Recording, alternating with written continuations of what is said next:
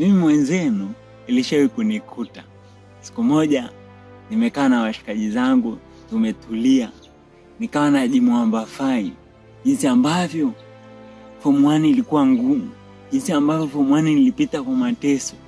Sijui Kiingereza na masomo yote yanafundishwa kwa Kiingereza. Yaani mimi ambapo changamoto yangu leo nikuta mwaka wa kwanza ilikuwa ni Kiingereza. Nilitoka Swahili medium kwa nikawa sijui Kiingereza. Sasa nikawa najimwamba fai pale kwamba nilipitia changamoto kubwa sana nikiwa form 1. Kidogo tu niache shule. Jamaa mmoja akaniambia, wapi changamoto ya kushinda tu kujua Kiingereza. Nimetoka Swahili medium kama wewe ulivyotoka Swahili medium primary, nikaenda sekondari. Masomo yote ni kwa Kiingereza na kuna sheria ambazo zinambana kila mtu kwa lugha ya kufundishia na lugha ya kuzungumzia ni Kiingereza. Alafu ndani ya hiyo shule wanafundisha Kifaransa, wanafundisha na Kichina. Lugha inayotumika kufundisha hizi lugha ngeni ni Kiingereza, ambacho Kiingereza mimi sikijui. Alafu unasema unajisifia hapo kwamba ulipitia tabu hujui Kiingereza na anafundisha Kiingereza kwa Kiswahili. Acha masiara. Ndugu zangu, katika mambo yote hayo nikaja nikagundua kwamba sheria na utamaduni mahali fulani ndio huwa zinakwamisha maendeleo ya jamii. Kwa sababu gani?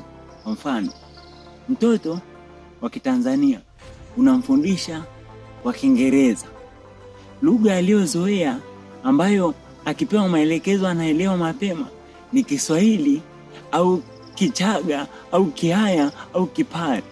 Anaelewa zaidi kwa lugha hizo, lakini anafundishwa na kupewa maelekezo ya vitu vya msingi kwa lugha ambayo haielewi. Kwa sababu tu sheria inasema hivi na tamaduni ni hivi. Huko mbeleni anakuja kuwa kiongozi, anakuja kuwa mfanyakazi wa serikali, anakuja kufanya kwa mazoea kwa sababu darasani alivyokuepo hakuelewa. Kwa hiyo kuna muda mwingine inabidi tuvunje utaratibu, tuachane na tamaduni ili kusudi kujenga uelewa. Kwa mfano kwenye swala la lugha, kutumia lugha yoyote ile, kutumia lugha yoyote ambayo wanafunzi wanaielewa, ili kusudi hao wanafunzi wasikariri, wayaelewe na waweze kwenda kuyaweka kwenye matendo.